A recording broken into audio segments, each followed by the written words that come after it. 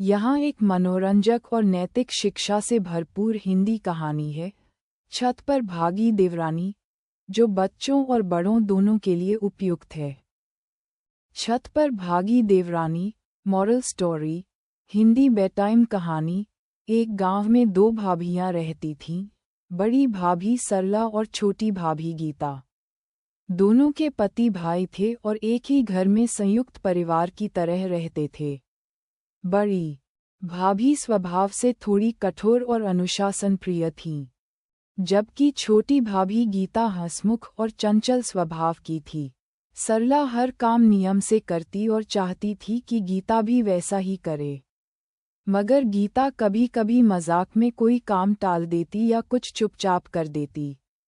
एक दिन सरला ने रसोई में ज्यादा नमक डलने पर गीता को डांट दिया। गीता को बुरा लगा, लेकिन वह कुछ बोली नहीं। रात को जब सब सो गए, तो अचानक घर के छत से आवाज आई, बचाओ बचाओ। सभी भागकर ऊपर पहुंचे। देखा कि गीता छत पर बैठी है और जोर जोर से चिल्ला रही है। सब घबरा गए। सरला ने डरते हुए पूछा, गीता, क्या हुआ? गीता ने हंसते हुए कहा, मैं तो सोच रही थी कि ऊपर से हवा अच्छी आती है, यहाँ रहना चाहिए। और जब सब भागे, तो लगा कि सबको एक साथ हंसने का मौका भी मिल जाए। सब पहले तो चौंके, फिर हंस पड़े। सरला भी मुस्कराई और बोली, गीता, तुम वाकई सबका मूड ठीक करना जानती हो, पर अब नीचे चलो, नहीं तो सर्दी लग जाएगी।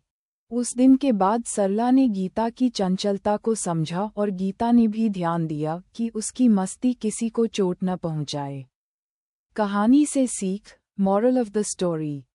हर इंसान का स्वभाव अलग होता है। किसी को बदलने की जगह अगर हम उसे समझें, तो रिश्ते और मजबूत होते हैं। जीवन में अनुशासन जरूरी है, लेकिन थोड़ी सी मस्ती भी जरूरी है।